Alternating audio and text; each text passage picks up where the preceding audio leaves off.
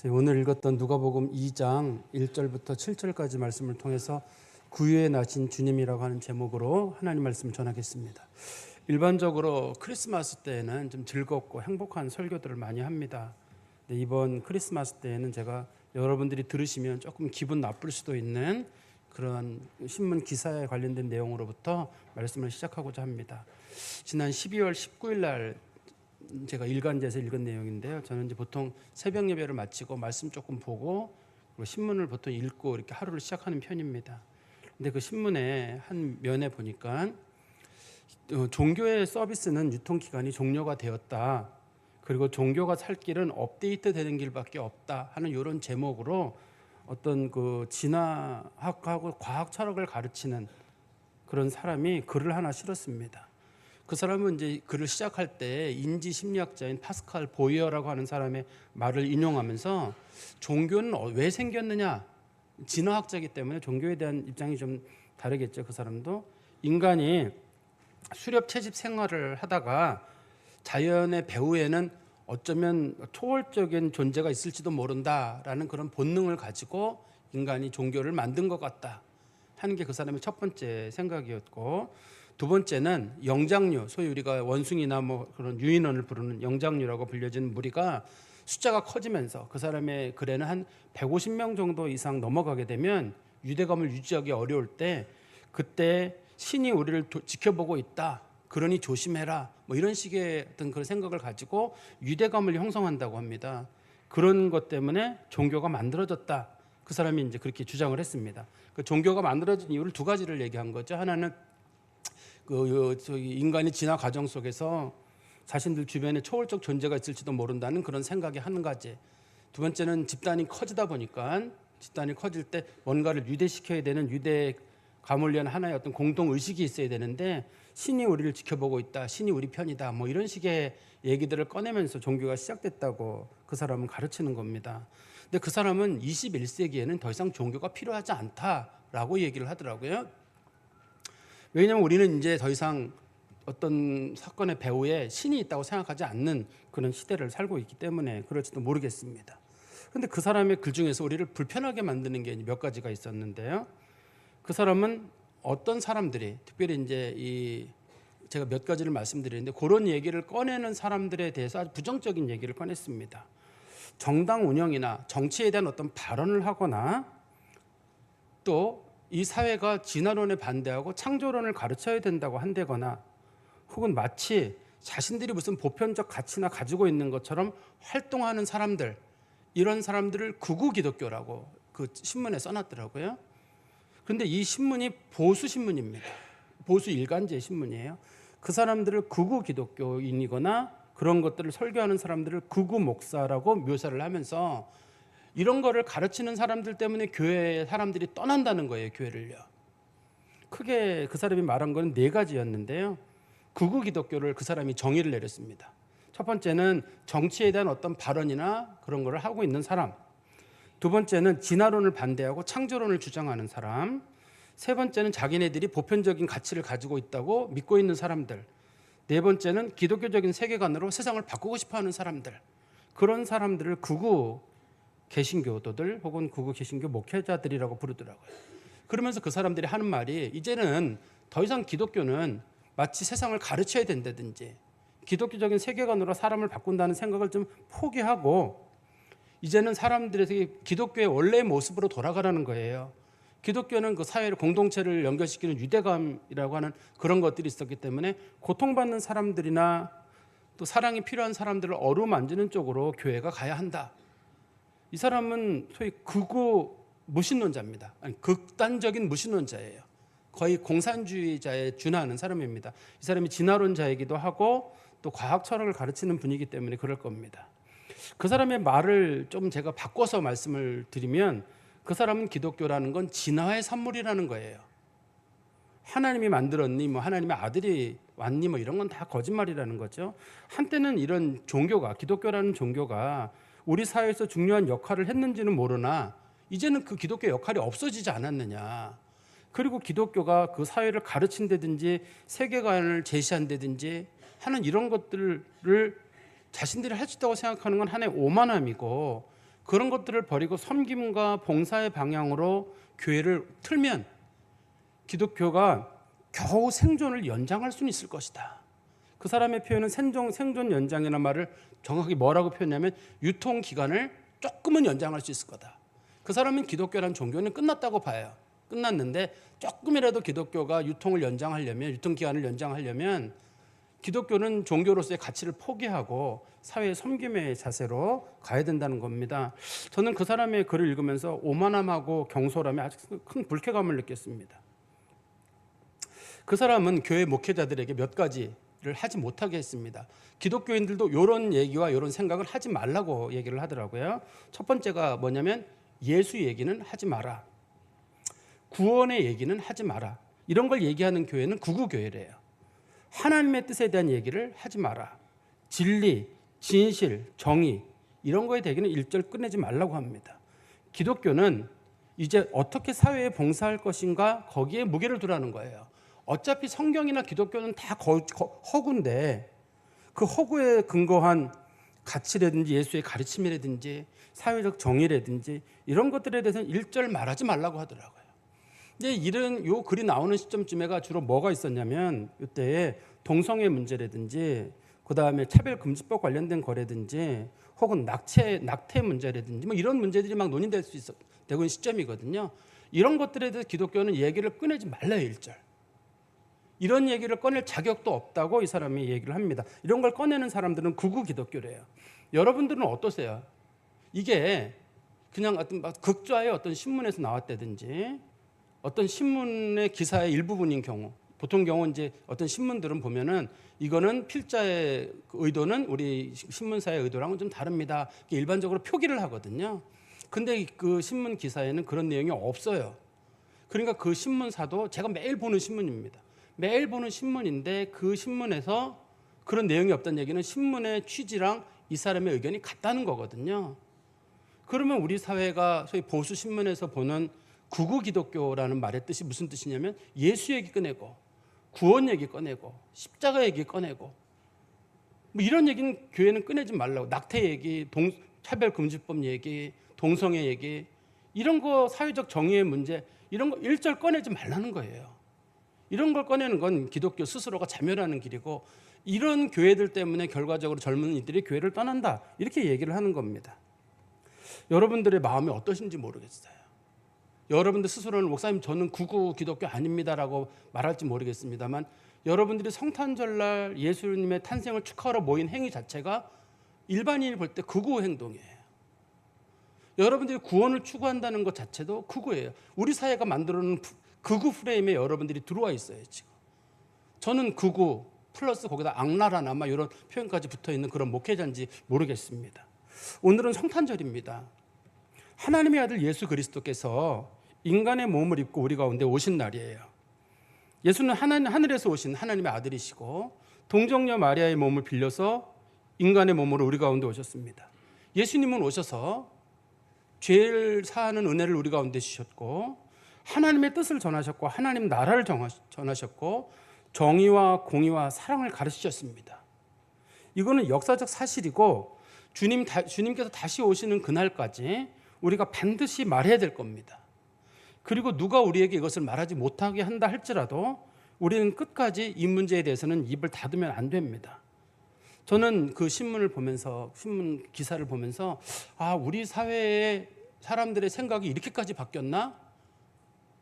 이렇게까지 기독교에 대해 사람들이 적대적이고 소위 종교적 행위마저도 그렇게 사람들이 정의 내릴 만큼 그 정도인가? 우리는 보통 생각하기로 극우 기독교 그러면 어느 광장이나 그런 데 나와서 시위하는 소수의 몇 명을 부르는 거로 우리는 생각하고 있었거든요. 그분들을 그렇게 부르나 보다라고 생각하고 있었어요. 근데 그게 아니네요. 우리 모두가 그 사회가 말하는 꼴 보기 싫어하는 어떤 사람들의 그룹으로 우리를 집어넣었다는 생각이 듭니다. 이럴 때 우리 기독교는 어떻게 해야 되나요? 우리 기독교는 여기서 예수님 얘기가 그 사람들이 말하는 것처럼 허구에 있다고 얘기를 해야 되나요? 아니면 우리는 역사적으로 기독교는 사실이라고 얘기를 해야 되는 겁니까? 오늘 말씀을 통해서 여러분들과 제가 짧은 시간이나마 그 얘기를 좀 나누려고 하는데요. 예수님의 탄생은 신화 아닙니다. 이건 분명한 역사적인 사건이고 성경은 그 예수님의 탄생에 관련된 내용들을 구체적으로 잘 기록을 하고 있거든요. 이제 오늘 본문에서는 예수님이 태어난 그 시기를 밝히고 있는데요. 우리 한번 2장 1절 보십시오. 그때 가이사 아구스도가 영을 내려 천하로 다 호적하라 하였으니 이 호적은 구레뇨가 수리아 총독이 되었을 때 처음 한 것이라. 여기 보면 몇 가지 항목이 있죠. 이 예수님이 태어날 때쯤에 어떤 일이 있었냐면 가이사 아구스도 옥타비아누스라고 불려지는, 아마 여러분들이 역사책에서 이름 들어보셨을 거예요. 그 사람 시기에 로마에서 인구 계수 사건이 있었거든요. 그런데 로마라는 나라가 워낙 크다 보니까 한 번에 인구 계수를 못 해요. 그래서 인구 계수를 여러 번 나눠서 하거든요. 지역별로 하고 혹은 나눠서 하는데, 여기 보니까 그 시기가 그 가이사 아구스도 때 한 번 있었지만 구체적으로는 구레뇨라고 하는 사람이 수리아 총독으로 있을 때 그때 있었던 인구 계수 사건과 관련된 것이다, 이렇게 말하고 있거든요. 그래서 역사학자들은 이때를 언제로 보냐면 그 구레뇨가 수리아 총독으로 있을 때 처음 인구 계수한 시간이니까 이게 역사적 기록에 남아 있어요. 이게 기원전 4년입니다. 이때가 기원전 4년이어서 우리는 보통 예수님이 태어난 시기가 원칙적으로는 서기와 혹이 뭐 기원전의 기준이 예수님이 기원 기준이기 때문에 1년이 돼야 정상인데 기원전 4년에 예수님께서 태어나신 겁니다. 역사적으로는요. 예수님 역사적으로 분명히 있다고 성경이 기록을 하고 있는 거예요. 예수님 옛날에 어디에 예수님이 살았던 얘기 아니라 언제 어느 시기에라는 역사적 시점을 정확하게 밝히고 있습니다. 예수님이 태어나신 장소는 성경에서는 베들레헴이라고 말하는데요. 우리 한번 3절 말씀 4절 볼까요? 3절 4절 볼까요? 모든 사람이 호적하러 각각 고향으로 돌아가매 요셉도 다윗의 집 족속이므로 갈릴리 나사렛 동네에서 유대를 향하여 베들레헴이라 하는 다윗의 동네로 갔다. 예수님께서 지금 호적을 하러 베들레헴으로 가게 됐습니다. 성경에 보니까 베들레헴으로 간 이유는 베들레헴 출신 사람들의 과거에 선조가 있었는데 그 사람이 다윗이 그 베들레헴 출신이에요. 다윗이 베들레헴 출신이기 때문에 요셉도 다윗의 후손이기 때문에 마침 그 호적을 하러 베들레헴으로 갔습니다. 그런데 이 호적의 목적이 인구 계수를 위한 호적이 아닙니다. 이번에는 세금 징수를 위한 인구 계수를 하는 거예요. 목적 자체가 세금을 어떻게 더 거둘 것인가, 인구가 얼만큼인가를 확인하는 계수 목적이 아니라 세금의 목적이기 때문에 지금 이 원래는 세금 인구 계수 목적이라 그러면 자기들이 살고 있던 나사렛의 인구 계수를 해도 돼요. 인구 계수를 해도 됩니다. 그런데 굳이 베들레헴으로 가라고 하는 이유는 베들레헴에 이 사람네들이 원래 고향이기 때문에 여기 땅이 있거든요. 그 땅을 가지고 있는 사람들은 베들레헴으로 꼭 가야 돼요. 땅이 없는 사람은 자기가 살고 있던 나사렛에 있어도 되거든요. 그렇지만 토지를 가지고 있는 사람들은 그 토지에 세금을 매길 거기 때문에 이 사람도 가야 하고 이 사람하고 결혼할 여자도 거기 같이 가야 돼요. 결혼할 여자도 같이 가야 되는 겁니다. 그래서 마리아가 지금 만삭 중임에도 불구하고 여기에 꼭 같이 가게 된 거예요. 원칙적으로는 마리아는 가면 안 되죠. 지금 아기를 낳을 때가 다 됐는데 나사렛에서 이 베들레헴까지 적어도 100km 이상 되거든요. 근데 아기를 낳을 때 다 된 여자를 끌고 거기 간다. 거기 간다는 얘기는 빨리 인구 계산을 하라는 얘기가 있었던 것 같고, 그 다음에 마리아를 꼭 데려가야 될 만한 상황이 있었던 것 같고, 또 마리아가 꼭 가야 되는 이유 중에 한 가지는 미가서 5장 2절에 있는 구약 성경의 말씀이 성취되어야 되기 때문에 그래요. 미가서 5장 2절 말씀입니다. 베들레헴 에브라다야, 너는 유다 족속 중 장을지라도 이스라엘을 다스릴 자가 네게서 네게로 나올 것이라. 그의 근본은 상고의 영혼에 있느니라. 하나님의 아들이 유다 땅 베들레헴의 옛날 이름이 에브라다거든요. 베들레헴 에브라다라고 하는 곳에서 태어날 것이라는 예언이 있기 때문에 그곳에 꼭 가야 되는 사건이 있는 거예요. 근데 그때가 마침 정치적으로도 또 당시 상황상으로도 꼭 이 여자도 같이 가서 거기서 호적 등록을 해야 되는 거예요. 그러면 이 요셉이 베들레헴까지 꼭 간 이유는 토지가 있기 때문이거든요. 그럼 어떤 분들은 예수님에 대해 실망을 해요. 예수님께서 가난하게 태어난 줄 알았더니만 부동산 부자였어. 그 베들레헴까지 가서 그렇게 그럼 그 땅을 물려받으면 되겠네. 근데 당시에는 토지가 매매의 대상이 아니거든요. 부모로부터 물려받는 거예요. 그냥 매매를 못하게 돼 있어요. 이스라엘에서는요. 물려받는 거에 목적이고, 요셉이 거기서 꼭 가야 됐던 이유는 요셉이 다윗의 후손 중에 장손이거나 적자이기 때문에 그래요. 꼭 가야 되는 겁니다. 요셉이라는 사람이 현재는 목수로서 나사렛에서 일을 하고 있지만 이 사람이 그래도 다윗의 자손 중에 아주 좀 중요한 인물 중에 한 사람이거든요. 그렇기 때문에 그 사람네들이 베들레헴까지 간 거죠. 우리 5절 말씀 볼까요? 그 약혼한 마리아와 함께 호적하러 올라가니 마리아가 이미 잉태하였더라. 거기 있는 그때 해산할 날이 차서 첫 아들을 낳아 강보에 싸서, 강보라는 말은 우리 아기들 쌓는 포대기를 부르는 말입니다. 강보에 싸서 구유에 누였으니 이는 여관에 있을 곳이 없음이더라. 그런데 이제 가가지고 자신들이 머물려면 숙소가 있어야 되거든요. 숙소를 찾았는데 성경에 보니까 여관에 있을 곳이 없어서 그 사람네들이 마구간에 머물렀다. 우리가 이렇게 흔히 알려져 있거든요. 근데 이제 이스라엘은 말을 키우지 않아요. 원칙적으로 말을 키우지 않기 때문에 마구간이란 말은 안 맞아요. 그러면 이스라엘 사람들은 소를 키우느냐? 소도 키우질 않아요. 그럼 외양간이란 말도 안 맞아요. 정확한 표현으로는 동물의 우리예요. 그냥 동물의 우리입니다. 당시에. 그러면 당시에 여관은 있었느냐? 당시에 사실 여관도 없어요. 이 시대에는. 그러면 사람들이 어떻게 그러면 남의 집에 가서 지내냐? 여기도 보면 여관이란 말이 나오지 않느냐 그럴 때 어느 지역에 가게 되면 자기가 머무를 때 그 어느 집에 혹시 사랑채에 옆에 있는 방 같은 게 있으면 그 사랑채를 빌려 가지고 쓰는 거예요. 그런데 이때가 마침 호적을 등록하는 철이라 이 사람들이 베들레헴에 왔는데 그때 당시에 베들레헴의 인구를 사람들이 기록해 놓은 걸 보면 한 250명 정도 됐다고 하거든요. 그러니까 베들레헴 인구를 기준으로 봤을 때 적어도 몇십 명만 온다 그래도 여기는 사람들이 머물 숙소가 없는 거예요. 그러면 이 숙소를 머물려면 약간의 돈이 있는 사람들은 돈을 내고라도 숙소를 구할 수 있을 텐데 그 돈을 낼 수 있는 상황이 안 됐든지 아니면 사람들이 너무 많이 모였든지 어떤 몇 가지 이유가 있었기 때문에 그러지 그 숙소가 없었던 것이 아닌가 하는 그런 생각이 듭니다. 그런데 우리가 이제 이스라엘의 그러면 숙소와 관련된 얘기를 좀 살펴보면 선한 사마리아 사람 여러분 얘기 아시죠? 선한 사마리아 사람이 한 강도 만난 사람을 거두어주게 되는데 그 강도 만난 사람을 거두어 가지고 치료해 준 다음에 그 사람을 여관에 맡겨두고 그리고 자기 사업을 하러 가거든요. 거기 보면 여관이란 말이 나와요. 성경에 보면. 그러면 그때는 어떤 여관이냐면 이 선한 사마리아 사람이 직업이 비즈니스맨이에요. 사업하는 사람입니다. 당시에 사업하는 정부에서는 사업하는 사람들이 사업을 편안하게 할 수 있도록 예루살렘이나 여리고나 일본 요충지에다가 공공 숙소를 마련해 놨어요. 사업하는 사람들이 머물러야 되니까. 그래서 그 사람들이랑 공공 숙소를 마련해 놨는데 사마리아 사람이 자기가 머물 공공 숙소에다가 요 강도 많은 사람을 맡겨 놓고 가는 거죠. 그렇게 이해를 하시면 될 것 같아요. 그럼 다시 한번 이 마리아와 그다음에 예수님과 요셉이 머물렀던 그 숙소에 대해 살펴보면 여관은 없었다고 돼 있고 누인 곳은 구유라고 돼 있고 동물의 밥그릇이라는 뜻입니다. 그러면 당시의 사람들은 어떻게 양이나 염소를 키웠느냐? 집 바깥에다가 굴을 팠어요.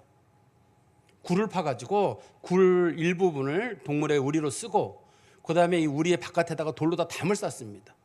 담을 싸고 동물들이 햇빛도 볼 수 있고 할 수 있도록 물도 먹을 수 있도록 이렇게 굴에다 집어넣으면 너무 어둡잖아요. 바깥에 약간 머무를 수 있도록 문은 살짝 그냥 걸어놓는 정도.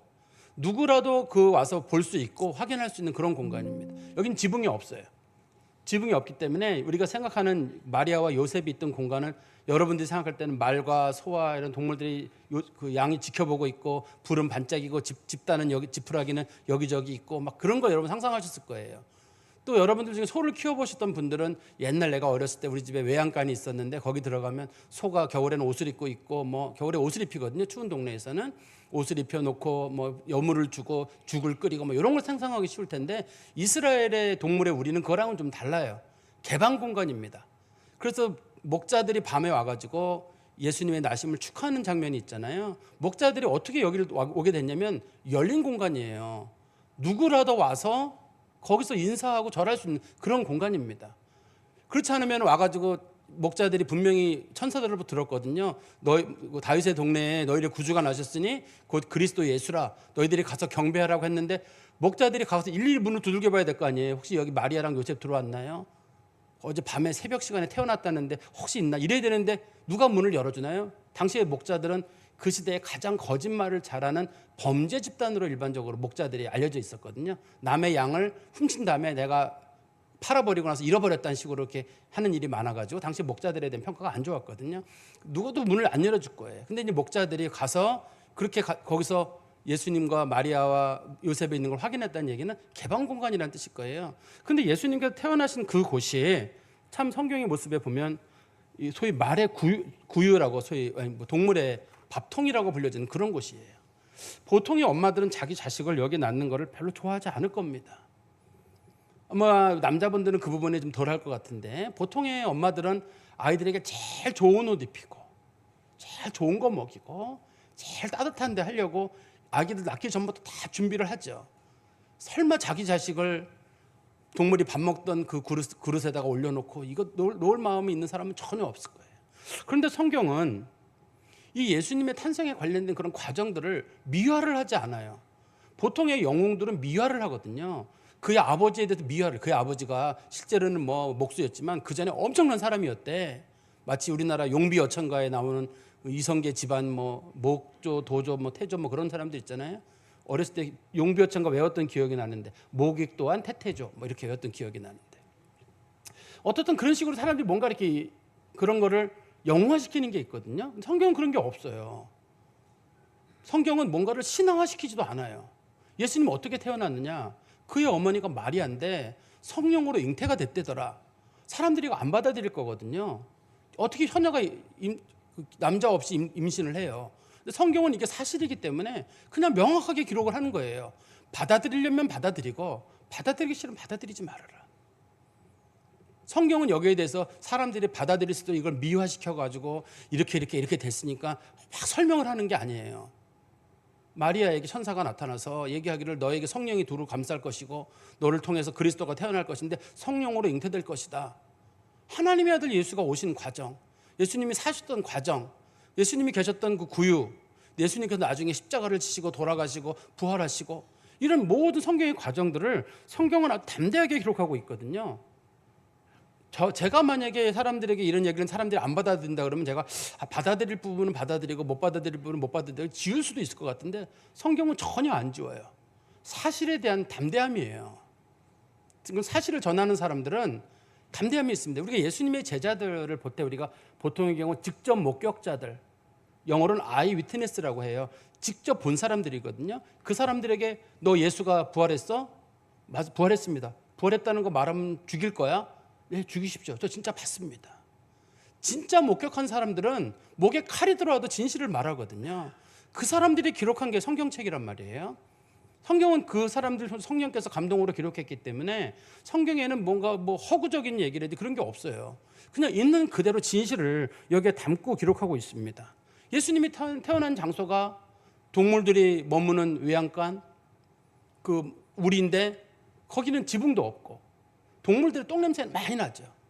거기다가 또 동물의 밥그릇으로 사용하는 그 지저분한 구유에다가 아기를 낳았다. 야, 그거 참 영웅이 태어나기엔 너무 초라한 과정이거든요. 그렇지만 이건 사실이기 때문에 성경은 이 부분에 대해서 가감없이 분명하게 이 얘기를 기록하고 있습니다. 저는 그래요. 이게 사실이기 때문에 누가 저희에게 너 얘기하지 말아라 얘기할 거예요. 거짓 아니냐? 전 진실이라고 얘기를 할 겁니다. 그리고 이 말씀을 기록한 사람들이 목숨 걸고 살았고 목숨 걸고 이걸 기록했고 지금까지 복음이 전해오는 과정에는 수많은 사람의 목숨을 걸고 이 일이 왔는데 목숨 거는 일이 그렇게 쉽게 될 수 있는 일이겠어요? 아까 제가 말씀드렸던 그 진화학자나 과학 철학자 목숨 걸지 않을 겁니다. 너 그런 얘기 계속하면 너 목숨 걸어. 자기 모른다 할 거예요. 그렇지만 우리 그리스도인들은 우리가 믿는 진실의 문제에 대해서 목숨을 걸고 우리는 얘기하고 있거든요. 하나님의 아들은 말씀이 육신이 되어 우리 가운데 오신 분인데 말씀이 육신이 되어 우리 가운데 오셨다는 말은 말씀이란 말은 성부, 성자, 성령 하나님 중에 성자 하나님이란 뜻이고 첫 번째는 두 번째는 하나님의 뜻을 세상에 알리려고 증언하시는 분. 그래서 말씀이라고 부르거든요. 하나님을 계시하시는 분이라고 해서 그 말씀이신 하나님께서 육신을 입고 우리 가운데 오셔서 우리 가운데 사셨습니다. 성경은 그 얘기를 기록하고 있습니다. 기독교라고 하는 종교는 역사적 종교이고 여기에는 인간이 이 종교를 만들었다고 말하고 있지 않아요. 하나님의 아들이 신이 역사 속으로 들어온 거예요. 동정녀 마리아를 통해서 역사 속으로 들어와서 이 종교가 만들어진 겁니다. 그의 출생이나 살았던 과정이나 그의 죽음이나 그의 부활의 과정들이 다 기록이 돼 있는데 너무 상세하게 기록이 돼 있어가지고 누구라도 의심을 갖기가 어려워요. 옛날 기록치고 이렇게 상세하게 기록한 기록은 없어요. 요즘처럼 뭐 몇 월 며칠 날 몇 시 이런 식으로 기록하는 세대가 아니잖아요. 그런데 성경이 기록된 시대에는 누구라도 의심할 수 없을 정도로 분명하게 이 사실을 기록하고 있고 정확하게 기록하고 있어요. 어떤 분들이 이걸 보고 난 못 믿겠다. 그건 그 사람의 몫이에요. 이렇게까지도 진실을 얘기했는데 못 믿는다 그러면 더 이상 무슨 얘기를 할 수 있어요? 못 믿겠다는데. 이렇게까지 이거 봤던 사람들이 얘기했는데도 못 믿겠다는데 누가 더 얘기하겠습니까? 이보다 더 정확한 기록이 어디 있어요? 그 시대의 기록 중에. 예수님은 무능해서 베들레헴 그다음에 동물의 구유에서 태어나신 건 아닙니다. 예수님께서는 구유에 태어났다는 말은 가난한 사람들, 그다음에 겸손한 사람들, 또 버려진 사람들의 편이란 뜻이에요. 죄 때문에 힘들어하는 사람들. 성경에서는 가난이란 말이 다른 말로 곧 경건이란 말과 같은 뜻이에요. 우리는 가난과 경건이 같이 가지 않잖아요. 근데 성경에서는 가난 그러면 그 사람 경건한 사람이구나 이렇게 붙여주는 경우가 많습니다. 일반적으로는. 근데 이 당시에 이 가난한 사람들, 또 겸손한 사람들, 사회적 버려진 사람들 그런 곳에 누가 가셨냐면 예수님이 태어나신 거예요. 그 말은 다른 말로 뭐냐면 우리에게 그런 사람들 만나라는 뜻이 아닐까요? 너희들이 예수를 만나기를 원한다면 예수의 눈과 예수님의 마음이 가는 곳에 너희들이 가라. 누가 힘들지는 않은지, 누가 배고프지는 않은지, 누가 아프지는 않은지. 특별히 이 크리스마스 시즌에는 우리가 기분 좋고 누구랑 회식하고 그럴 일이 많거든요. 그럴 때라도 예수님의 마음으로 누가 아프지는 않는가? 누가 음식을 끼니를 못 먹고 있는 것은 아닌지, 누가 정말 외롭게 시간을 보내고 있는 것은 아닌지 우리도 그곳에 가야 되는 게 아닐까요? 사람들은 우리에게 얘기를 하거든요. 아까 진화 생물학자처럼 기독교는 사랑의 종교 아닙니까? 기독교는 사랑의 종교는 맞는데 세상 사람들이 말하는 사랑의 종교랑은 달라요. 세상 사람들이 말하는 사랑은 인간으로서 베푸는 보편적인 사랑에 대한 얘기라면 기독교가 말하는 사랑은 예수님의 사랑을 전하는 거예요. 예수님께서 어떻게 사랑하셨는지, 그리고 예수님의 사랑을 세상에 실천하는 사람들입니다. 기독교도들은 달라요. 그래서 기독교도들은 사람들을 가장 사랑하는 경우 예수 믿으세요라는 얘기를 전하는 거예요. 당신 예수 안 믿으면 여기서는 조금 살지 모르지만 당신 지옥 가요. 정말 당신 사랑한다. 내가 당신 사랑해서 하는 말인데 당신 절대 지옥 가면 안 됩니다. 당신 천국 가려면 꼭 예수 믿어야 돼요. 이 얘기를 하는 거예요. 근데 세상 사람들은 뭐라 그러냐면 예수 믿는다는 얘기를 초월적인 얘기는 하지 말라는 거예요. 그냥 보편적인 사랑의 가치만 얘기하라는 겁니다.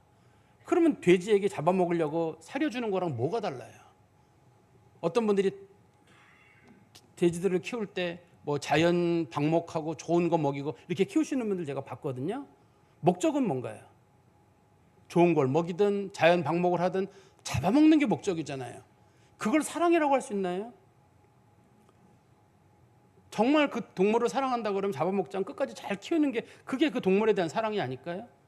우리가 어떤 사람을 사랑한다고 할 때 좋은 것 주고 먹여주고 입혀주고 행복하게 살 이렇게 하는 게 아니라 그 사람이 지옥 가지 않도록 하는 게 그게 성경이 말하는 진정한 의미의 사랑이 아니냐는 겁니다. 우리 기독교인들은 예수님의 오심을 전하는 사람들입니다. 2025년 지금 12월 25일 크리스마스잖아요. 여러분들이 생각하시기에 예수님께서 오셔서 무슨 얘기를 하실까요? 우리나라를 향해서 이 시점에서 예수님께서 다시 오신다면 무슨 얘기를 하실까요? 성경에 나와 있는 얘기를 똑같이 하실 겁니다.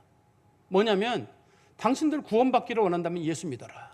나를 믿어야 구원을 받는다는 얘기를 하실 거고, 두 번째는 죄를 지은 사람들에게는 너희들 회개해라. 하나님의 나라에 들어가려면 너희들 회개해라. 이게 말씀하실 거예요. 세 번째는 서로 사랑하라. 인간들이라면 혹은 기독교인들이라면 인간들 사랑도 중요하지만 기독교인들이라면 특별히 예수님의 사랑을 가지고 사람들을 사랑해라. 네 번째는 여러분들이 생각도 못한 얘기지만 예수님 항상 하셨던 말씀이 있거든요. 사회의 정의와 공의가 무너졌거든 가만히 있지 말아라. 이게 예수님이 하신 말씀의 네 가지 항목이란 말이에요. 우리는 여기서 예수 믿고 구원받는다는 거 이거 많이 들었어요. 죄에서 회개하라는 거 많이 들었어요. 사랑이라는 얘기까지 들었어요. 정의와 공의가 땅에 무너지고 있을 때 주님께서는 침묵하지 말라 그랬고 세례요한도 그 문제에 대해서는 엄격하게 얘기를 했습니다. 너희들 그런 식으로 하면서 구원받는다고 생각하지 말고 사회적 정의의 불의에 침묵하는 건 기독교인의 도리가 아니라고 했거든요. 지금 우리는 이 네 가지 문제가 모두 우리에게 놓여 있습니다. 예수를 믿는 믿음이 사회적으로 도전을 받고 있고, 사람들은 죄에서 돌이킬 마음이 없어요. 세상에서 사랑이 없어져 가고 있고, 반목과 질시가 있고, 서로 갈등이 많이 증폭되어 있습니다. 기독교인들마저도 사랑이라는 걸 실천하기가 어려워요. 사회적 정의 문제에 대해서는 침묵하게 됐습니다. 예수님께서 원하시는 게 아니에요. 우리는 작은 예수고, 예수를 전하는 예수의 제자들이잖아요. 우리는 예수님의 입이 돼야 되고, 우리는 예수님의 눈이 돼야 되거든요. 예수님은 도대체 이 세상에서 뭘 얘기하느냐? 사람들에게 예수 믿으라고 얘기하실 거고, 죄에서 돌이키라고 얘기하실 거고, 사랑하고 얘기할 거고, 사랑과 정의 문제는 침묵하지 말라고 분명히 우리에게 말씀하실 거거든요. 우리가 그 마음을 가지고 그렇게 살아가는 것, 그게 그리스도인들이 해야 될 일이 아닌가 싶습니다. 저는 우리 이 성탄절 아침에 좀 무거운 말씀을 드렸습니다만, 여러분들이 이 말씀을 좀 마음에 두시고, 2025년 크리스마스 우리 그리스도인들은 어떻게 살아야 할까? 또 이 그리스도의 역사성이 사람들에게 도전을 받는 시대에 우리 그리스도인들은 사람들의 그런 공격으로부터 어떻게 마음을 지켜야 할 것인가? 이 말씀을 마음에 새기는 시간 되기를 간절히 소망합니다. 기도하겠습니다. 하나님 아버지, 주님 안에 감사합니다. 하나님의 아들 예수 그리스도께서 오시지 않으셨다면 우리는 이미 죽었을 것이고 소망 없는 자들이었을 것이오나, 하나님의 아들이 우리 가운데 오사 믿는 자들의 죄를 용납하시고 그리스도의 사랑으로 세상을 지켜주셨기에 구원의 은혜가 우리에게 주어졌고, 세상이 이 정도 남아 살아갈 수 있는 은혜가 있는 줄 저희들이 믿습니다. 하나님 아버지, 저희들이 그리스도께서 하시는 말씀들을 마음에 깊이 두고 어디서든지 그리스도의 마음으로 세상을 향해서 말할 수 있는 온전한 사람들이 되게 하여 주시옵소서. 예수 믿는 것이 편하던 시대가 있고 침묵해도 되는 시대가 있지만 말해야 될 때가 있습니다. 지금은 우리가 그리스도의 복음의 진실성을 말해야 될 때이고, 또 우리가 사람들이 죄의 문제에 침묵하고 있을 때 죄의 문제에 대해서 말해야 될 때이고, 사랑이 식어가는 이 시대에 우리가 분명히 서로 사랑하고 회복하자고 말해야 될 때이며, 사회적 정의와 불의 문제에 대해서도 침묵하지 않아야 될 때라고 저희들이 믿습니다. 저희들에게 용기를 주시고 이 말씀을 실천하는 그리스도인이 되게 하여 주시옵소서. 예수 그리스도의 이름으로 기도하옵나이다. 아멘.